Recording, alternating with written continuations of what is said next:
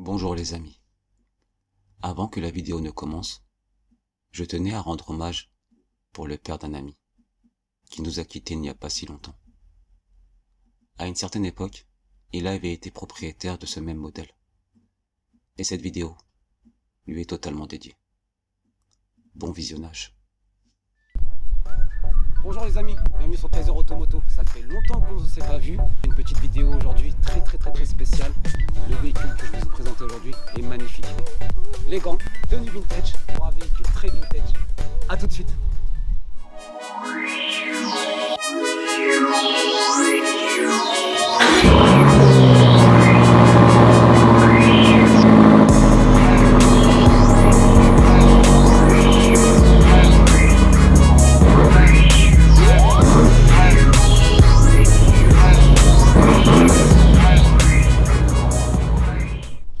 C'est parti, je vous présente le véhicule en particulier. Le véhicule, il est là. Petite Merco pour les anciens. Et le propriétaire, il est juste à côté. Ça va frérot? Ça va et toi? Ça fait longtemps. Ça va monsieur. Et franchement, ça fait Monsieur vraiment Kaiser. plaisir. C'est vraiment plaisir qu'il soit là, en tout cas. Merci de m'avoir invité. J'avais envie de passer sur ta chaîne pour partager un peu cette voiture qui a beaucoup d'histoire. Bon, tu me présentes un peu ton véhicule? C'est une Mercedes 200D. Ouais. 1978. On respecte les anciens pour leur savoir-faire de l'époque. C'est des choses qu'on retrouve plus maintenant. Visuellement, on peut voir une voiture complètement carrée avec des formes droites. Et c'est ça qui donne son charme. Mais ils ont réussi subtilement à ajouter un peu de rondeur dans tout ça. Je sais pas si tu arrives à voir ce que... Déjà, au niveau du... Tiens, tu t'es rapproché.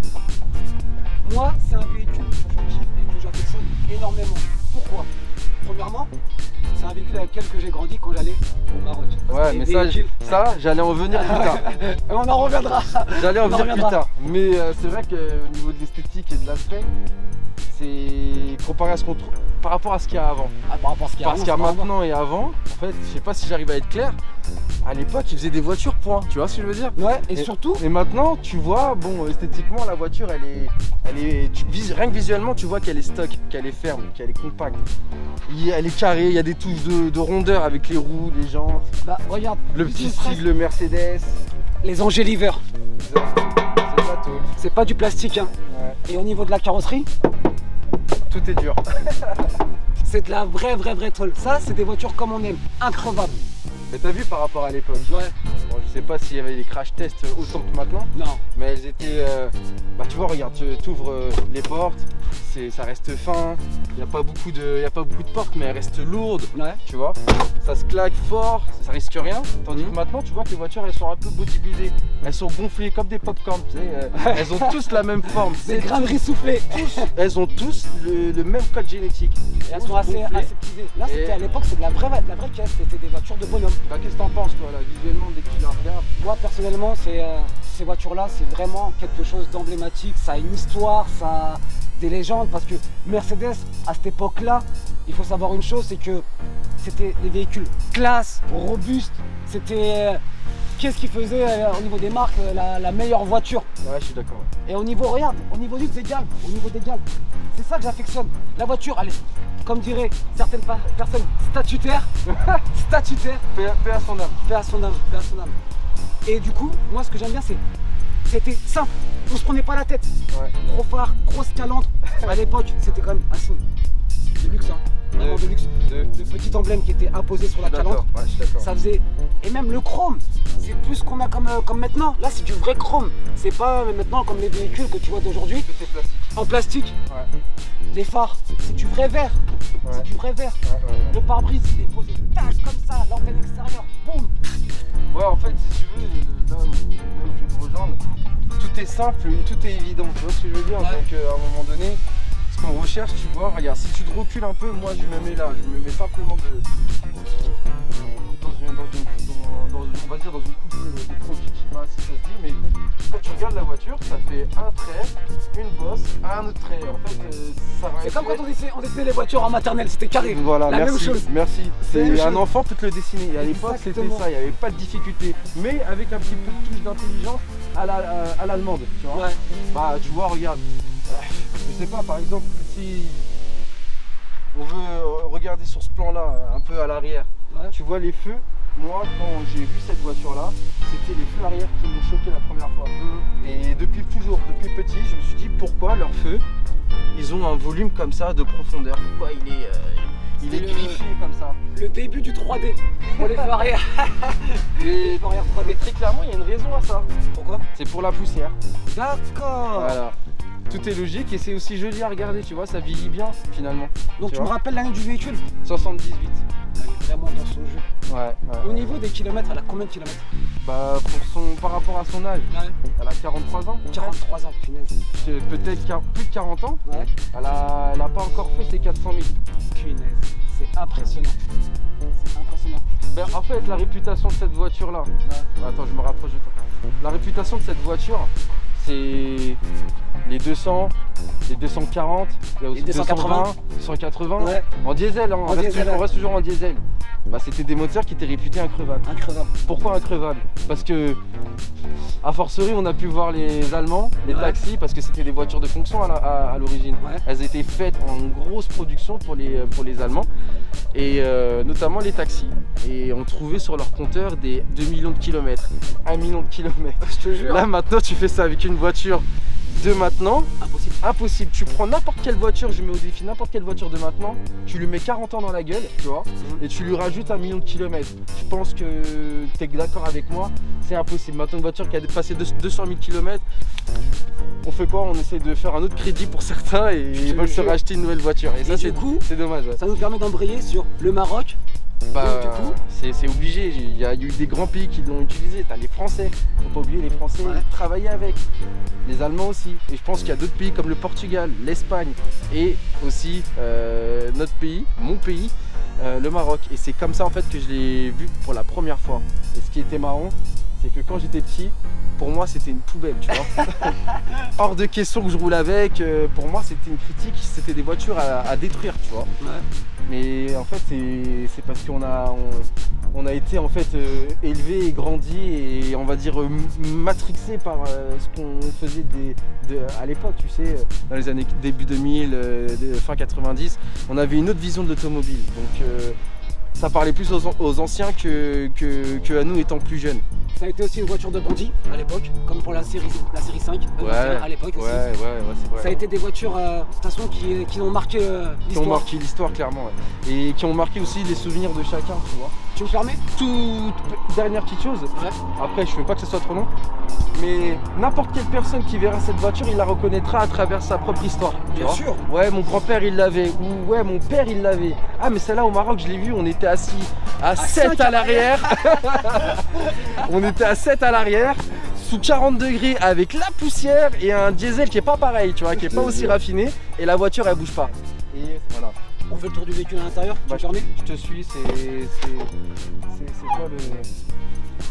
Là, comme vous pouvez le noter, vous avez, hop là, soft, simple, radical, vintage. Et le compteur, moi c'est le compteur qui m'a toujours choqué. Le compteur, les aiguilles, c'est simple.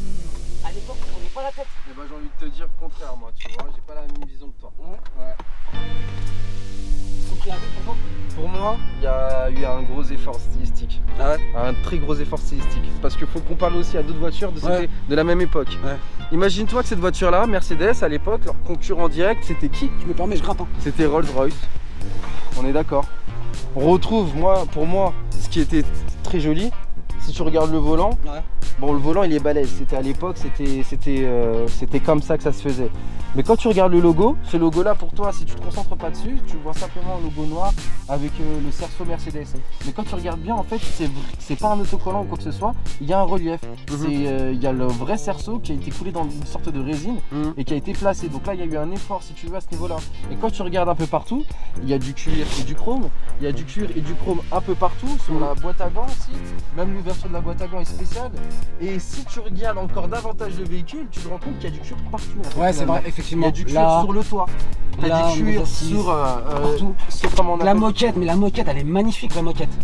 Oui, t'as en fait t'as un mariage de textures et de couleurs qui est magnifiquement réalisé en fait. Ah, il y avait beaucoup, ils ont utilisé ça, effectivement. Il y a un excellent bon goût, tu vois ce que je veux dire. À l'époque, je pense que n'importe qui pouvait pas se la payer non plus. Exactement. Voilà, ça reste une voiture de luxe, tu vois. Pour savoir, maintenant, à l'heure actuelle, un véhicule tel que celui-ci, ça vaut combien? Bah ça dépend, parce que sur ce genre de voiture, tu peux trouver tout et n'importe quoi. Nous, on est français. On a créé une spéculation autour de cette voiture, mais française. Tu vas au Portugal ou au Maroc, j'en suis sûr que tu peux t'en trouver une pour beaucoup moins cher qu'en France. Mais si tu souhaites acheter un véhicule en France de cette génération-là, avec on va dire ce moteur-là, avec le kilométrage qu'il a, bah, ça coûte un certain prix. Tu trouveras peut-être pas en dessous de 9000 € par exemple. Voilà. Et c'est une cote montante, c'est-à-dire 9000 € aujourd'hui en 2021, ce sera peut-être pas le même tarif en 2030 ou en 2031. Donc c'est une voiture qui, si tu t'en sors bien, si tu la préserves bien et que tu n'arrives rien avec, ça peut être aussi quelque part un placement financier. D'accord. Voilà. Pourquoi? Par rapport à sa spéculation, par rapport, comme tu l'as dit tout à l'heure, à son histoire. Voilà. Ok. Bah, pourquoi en fait la réputation de cette voiture, selon moi et selon pourquoi je l'ai acheté, parce que finalement c'est moi qui l'ai acheté, et bah c'est parce que aussi elle a du coffre dans son moteur, il y a quelque chose qui fait que personne ne peut rivaliser. On parle pas du nombre de chevaux, pourtant elle fait 1,8 tonne, tu vois, elle est lourde, elle est longue, elle est aussi longue qu'une classe S, mais ce qui va en fait faire la différence, c'est son moteur vraiment, son architecture et sa simplicité. Bah, si tu es d'accord, on regarde rapidement ce qu'elle a sous le capot avant de passer à la présentation intérieure. Eh ben ok, c'est parti. Comme ça je vous... Allez.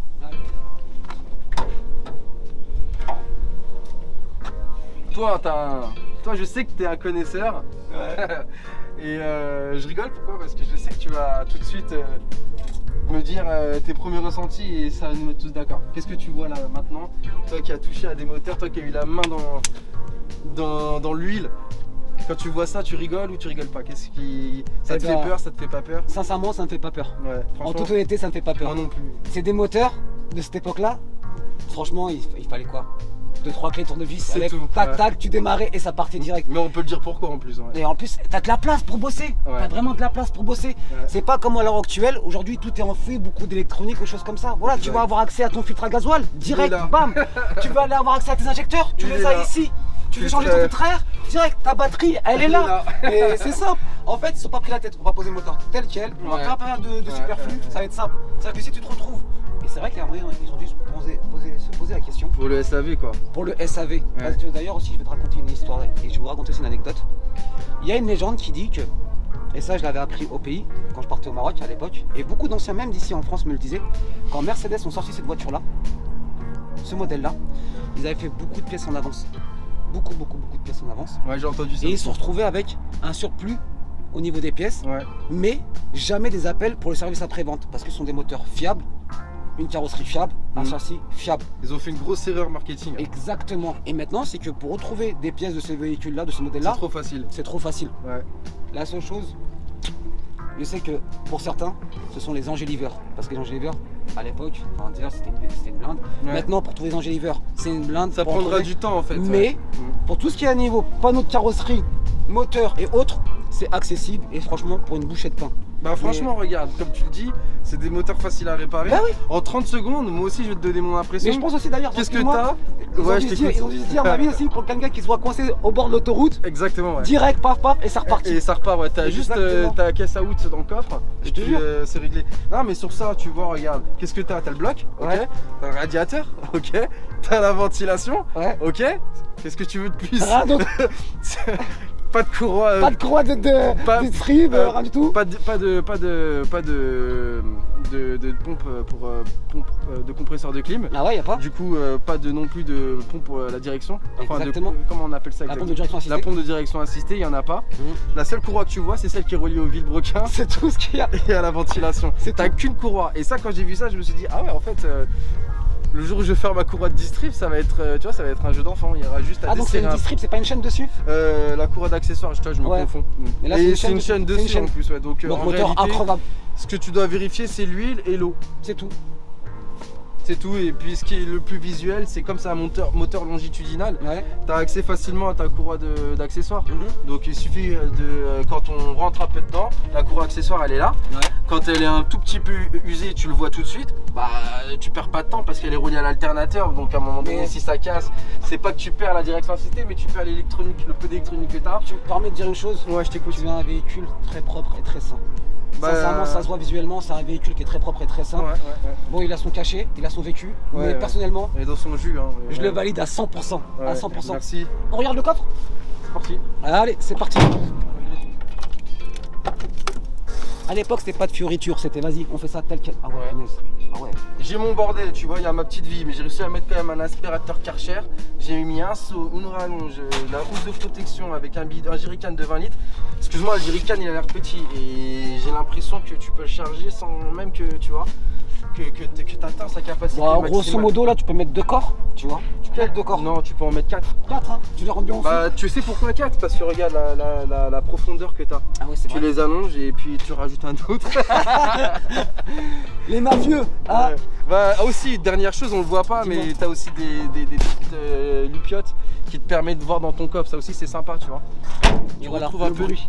Ah ouais, non, ce bruit-là, il est excellent. Attends, je le refais, c'est un kiff. Rien que le bruit à l'ouverture, tu sais.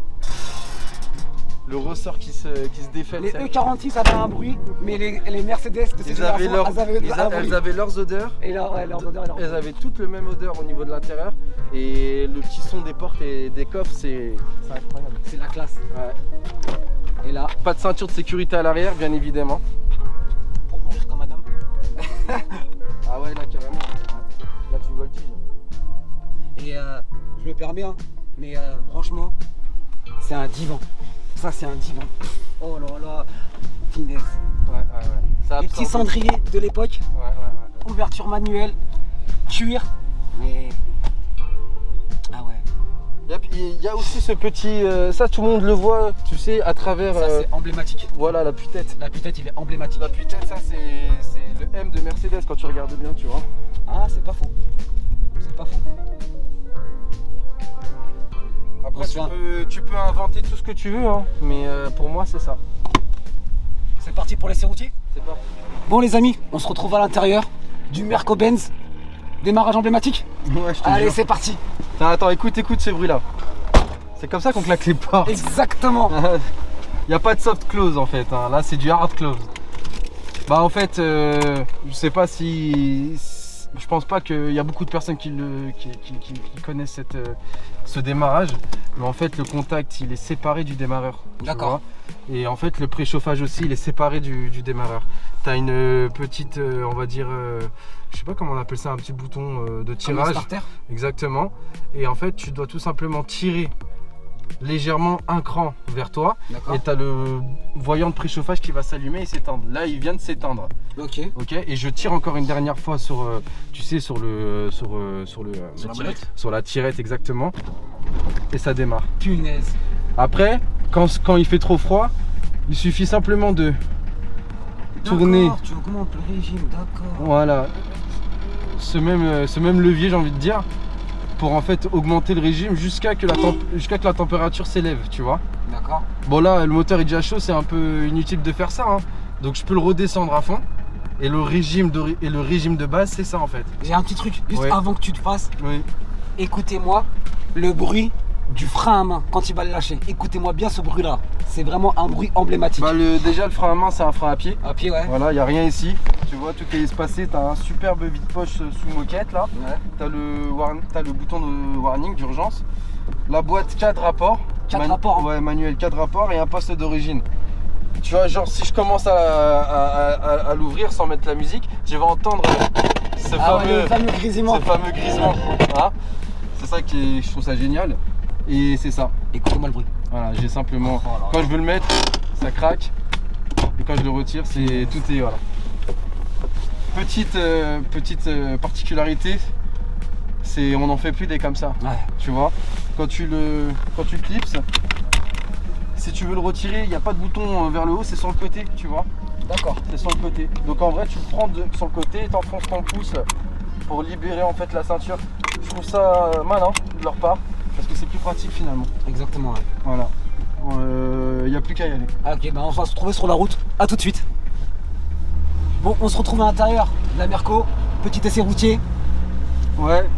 Bon. Alors, dis-moi. Bah, on voit pas tous les connets parce que moi, t'as vu, j'ai pas de ceinture derrière. Hein. Ouais, ça. Ah, là, ils ont pas de ceinture à l'arrière. Hein. Pour celles et ceux qui ont reconnu, c'est Juju qui est avec nous aujourd'hui. La vidéo de la GSX-R, la 208 GTI, c'est toi le meilleur sur la chaîne. Mais pour en revenir, donc du coup, ouais, ça reste relativement souple, j'aime bien. Et on est bien assis dedans. On est bien assis dedans, il n'y a que 60 chevaux. La voiture elle pèse presque 2 tonnes et j'ai pas l'impression qu'il manque de la puissance. Ouais, ça tracte un petit peu quand même. C'est ultra couplé en fait finalement. La vitesse de pointe c'est 135 km/h. D'accord. Je déconseille à n'importe qui pour l'âge de la voiture de dépasser en réalité les 120. D'accord. Ça serait de l'abus. Tu peux peut-être endommager le moteur à ce niveau là. Mais ça m'étonnerait parce que le moteur il est réputé n'empêche pour être fiable. Et j'en suis sûr que certains dépassent même les 135 préconisés. Et c'est une boîte longue, hein, c'est ça? C'est une boîte longue et courte en même temps, je sais pas, c'est difficile. Regarde, je vais te faire un exemple. On va tourner à droite. Là? Ouais. C'est parti. Je sais pas si vous allez l'entendre, mais ça va se stabiliser tout seul. Comme si que la voiture elle avance plus, là elle le fait. Elle avance plus. Donc là j'ai pas de compteur pour le régime moteur. Okay. Je sais déjà que si je veux avoir une conduite souple, il suffit de passer sur la troisième en fait. Là je suis en troisième, il va tracter, tu le sens qu'il tracte. Je bouge pas la force de mon pied et là ça avance plus. Là je sais que je peux passer en quatrième. J'ai une question pour toi. Ouais, dis-moi. Est-ce que tu peux nous faire un récapitulatif de tes véhicules que tu as eu? Je peux en parler, j'en ai eu beaucoup. Ouais. Mais parmi celles qui m'ont vraiment marqué, c'est l'Audi TT première génération. Ouais. 1,8 litre turbo. Ouais. Ça là je l'ai aimé. J'ai eu un petit bout d'histoire avec, on va tourner à droite. Avec elle parce qu'en fait elle a eu beaucoup de problèmes mécaniques. Donc c'est pas pour autant que je l'apprécie moins. En fait, j'aimais bien en fait son originalité intérieure et extérieure, voilà. Et sa puissance aussi, c'était impressionnant. 98 n'empêche. Hein. Ils étaient en avance, ils avaient le chauffage au siège. Les Allemands, ils étaient super forts, tu vois. J'ai pu avoir un Porsche Cayenne, première génération, gros stylé. C'était un V6 3 litres 2, c'est une grosse poubelle. Donc je déconseille à tout le monde de l'acheter. Par contre, le X5 de la X5 première génération, phase 1, restylé un petit peu aussi en pack M. C'était un 3 litres diesel, 188 chevaux ou 184 chevaux. Ça, c'était une bonne caisse, tu vois. Le X5, je le valide à 100%. De souvenirs, j'ai pu avoir aussi des Audi. J'ai eu l'Audi A4, break. Très bonne voiture, mais on se sent confiné dedans, tu vois. Mais là, t'es plutôt voiture moderne, mais ou vintage. Je suis dans les voitures qui dépassent pas les 2009, tu vois. Ouais. Après 2009, financièrement, ça m'intéresse pas de mettre autant d'argent. Et pour ce que c'est en fait, clairement. Mais si je dois vraiment choisir ma voiture avec laquelle je devrais terminer, je sais pas, mes jours, ça sera une voiture avant 90. Et toi, Juju, qu'est-ce que t'en penses de la Mercedes?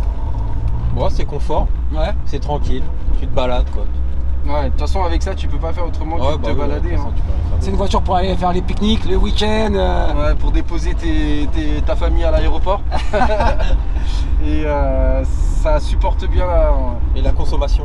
La consommation dessus, c'est combien? C'est un truc de fou, hein. Vous allez pas me croire mais ça consomme vraiment rien. Mais rien de chez rien, de chez rien, de chez rien. J'ai jamais vu ça, même les voitures hybrides, ils peuvent avoir peur en fait de la consommation de l'époque. Je veux dire, la voiture, elle a tout pour consommer, mais elle consomme pas. Là, t'as un plein, ça fait combien un plein dessus? Bah, je pense que je peux dépasser les 1200 km. Hein. Avec un plein? Avec un plein. Et c'est un réservoir de combien de litres? 50, 55. Bah, c'est amplement suffisant. Bah, c'est ce que fait les Clio 3 de maintenant, ce que fait les Mégane de maintenant. C'est fou. Hein. Ouais. Et à savoir, là actuellement, est-ce que pour ce modèle-là, c'est des cotes montantes? Ouais, je pense. Ouais. Je pense, mais c'est même pas que je pense, c'est des cotes montantes.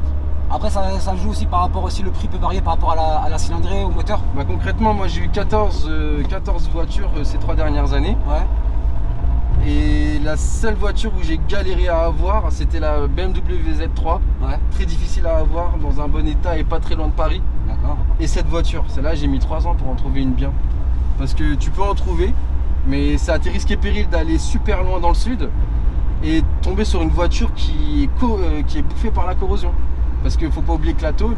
ouais, d'ailleurs, est-ce qu'elles sont assujetties, ce modèle-là, à la corrosion au niveau du châssis, au niveau... Non, pas du châssis. Le châssis il bougera pas. Ouais. Le moteur il bougera pas non plus. L'intérieur il bougera pas. Le cuir il restera bien. Mais par contre les ailes, c'est ça qui se... Ça se bouffe de l'intérieur? De l'intérieur, de l'extérieur et le plancher aussi. D'accord. Le plancher aussi. Alors quel conseil que tu pourrais donner à quelqu'un qui chercherait un véhicule de ce modèle-là? S'il y a un véhicule comme ça et qu'il veut le garder quelques années... pour ce modèle-là en particulier. Moi j'ai acheté une bâche déjà pour commencer. Ouais. La voiture elle dort dans un garage fermé, loin de l'humidité. Et l'ancien propriétaire qui était portugais, qui a gardé sa voiture 20 ans, lui ce qu'il faisait, il était encore plus soigneux que moi je peux l'être. Il mettait, tu sais, une peau de bête. Je crois que c'était un mouton, tu sais la peau de mouton que tu as au bled là. Et ben il mettait ça dans son capot sur le moteur, il claquait le moteur pour gober l'humidité, tu vois. D'accord. Et ça c'est des trucs de chez eux, tu vois. Enfin, j'imagine que au Portugal, ils faisaient comme avec les moyens du bord et avec leur technique. Et finalement, ça a marché. Regarde, 43 ans plus tard, la voiture, elle n'a pas une rouille au niveau du moteur. Là, je sais pas si vous voyez, mais t'as un petit sur le pare-brise là. Tu sais, un petit effet là. C'est d'origine ça? Un petit effet bleuté? Je pense que c'est d'origine parce que étant petit, j'étais surpris par cet effet bleuté. Parce qu'à l'époque, on avait, tu sais, les tunings de. On mettait des bandes de stickers. Bah, finalement, Mercedes mettait ça pour la lumière, pour un peu atténuer les. Pour avoir un confort visuel. Parce que ça reste une vitre transparente. Hein. Maintenant, t'as des voitures, elles ont des vitres qui sont légèrement fumées. Là, quand on est à l'intérieur, là, ça me fait rappeler quand on disait tout à l'heure sur le parking, j'avais l'impression d'être dans le taxi quand j'allais au pays, tu vois. Exactement. Quand on prenait des routes comme ça, exactement. Le bruit du moteur, l'ambiance, moteur, l'assise. Il y a tout qui te parle. Tu conduis la voiture, tu ressens la voiture. C'est quelque chose en fait qu'on peut vivre que dans ces voitures-là, ces sensations-là, que dans les voitures comme ça. C'est magnifique. C'est magnifique. Bah la voiture, regarde, je tourne. On bouge à l'intérieur, on penche, on sent que... On ressent la route. On ressent la route, mais on ressent la route de manière amortie, tu vois. Ouais, et en plus c'est vrai que c'est confortable. C'est pas raide. Non. Déjà... Le seul moment où c'est raide, c'est dans le volant. Ouais, ça c'est... Parce que sans direction assistée là... Mais tu sais que j'ai peur de prendre de l'âge et de plus pouvoir être... Tu vois, je vais freiner un petit peu à la dernière minute, tu vois, sans souci, tu vois. Super bien et c'est... Voilà, on est très bien. Non, la seule crainte que j'ai, c'est si jamais je m'affaiblis pour quelconque raison, ou que j'ai un plâtre, ou que je vieillis, que je pourrais plus la conduire. Parce que la direction assistée m'en empêchera. La voiture, elle est lourde malgré tout. Et pour la sortir d'une place de parking, je peux dire que moi-même, je suis sans prétention, je suis costaud. Mais je galère quand même à la positionner comme je veux, à l'arrêt du moins, tu vois. Donc, il y a des astuces. On prend la main. Et là, il y a des astuces, il faut la déplacer un tout petit peu et là le volant se libère, tu vois. Là c'est un maximum de pouces bleus et des likes. Et sincèrement, dites-moi, est-ce que vous seriez capable ou pas, vous aussi, d'en acquérir une? Je serais quand même assez étonné, je pense, des réponses. Bah je pense qu'il y en aura beaucoup qui seront capables parce que comme tu sais, moi en tant que conducteur, je ressens des choses que personne. Mais c'est marrant en plus pour ton âge, en plus. Que tu as cet engouement pour ces véhicules-là, tu vois. Elle a plus de 10 ans, elle a plus de 10 ans que moi, tu vois, déjà pour commencer. Donc je suis même pas né qu'elle avait déjà vécu 10 piges, tu vois. Et c'est surtout qu'aussi, moi, tu sais, je suis attiré par, au-delà de la puissance, je suis attiré par le charme et le luxe. Il faut que ça soit un mariage des deux. Et moi, le truc qui me fait kiffer, c'est le logo Mercedes en chrome. Le viseur. Le viseur qui est tout le temps en face de toi et qui, tu sais, il change, il est vivant, tu vois. Quand il y a les arbres qui passent, tu vois le reflet des arbres à travers. Quand je mets ma radio, j'écoute RFM. J'écoute pas les autres chaînes. Dédicace à RFM, ils mettent des musiques parfaites pour cette voiture. Années 80, c'est parfait, tu vois. Ils vont devoir me sponsoriser maintenant. Qu'ils envoient 10 000. 10 000. En tout cas, il y a toutes les petites vignettes. Ouais, regardez d'ailleurs, les vignettes à l'époque. Tiens, tu peux nous en parler, Juju, c'est quoi ça à l'époque? De 82 à 88. C'était la taxe, hein. La taxe, hein. Exactement, Ceux de moins de 20 ans ou de moins de 30 ans ne pourront plus conduire, hein. Ça c'est mort. Non, ils connaîtront jamais. Ils n'ont jamais connu ça. Ça, c'est pas possible. Même autre chose que les vignettes, tu vois, le rétro qui est juste énorme. Il est balèze. Il est balèze, le rétro. Je me dis que, voilà, si j'arrive pas à avoir quelque chose derrière moi, c'est que je le fais exprès concrètement. Il y a aussi des petites touches un peu technologie de l'époque, tu vois. Ça, c'est pour allumer la lumière. Pour les passages à l'arrière. Passage à l'arrière, tu vois. Et ça, c'est un petit truc taxi, tu vois. Ouais.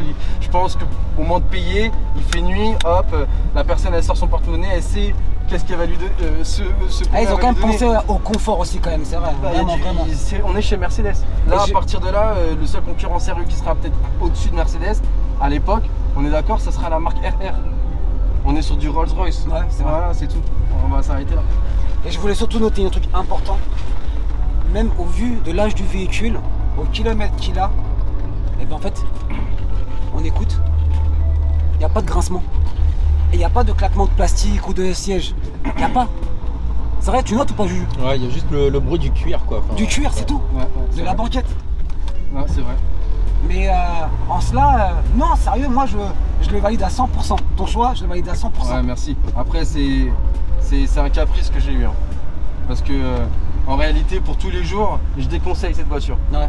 Point négatif, c'est pas facile à. Ouais, bah d'ailleurs, les points négatifs. Bah, point négatif, c'est pas une voiture facile à assumer. Je veux dire, à chaque fois que tu vas vouloir te garer quelque part, je pense aux centres commerciaux qui ont des places de parking toutes petites, avec ta direction assistée, vas-y, je t'encourage à te garer quand il y a des voitures qui sont pressées, qui te collent ou qui klaxonnent. Parce qu'il faut un minimum de temps. C'est une voiture. Et ça, c'est vrai. Ça, c'est une voiture de balade. C'est une voiture où tu peux pas être stressé concrètement, tu vas te fatiguer. Faut que tu sois détendu quand tu roules ce genre de voiture.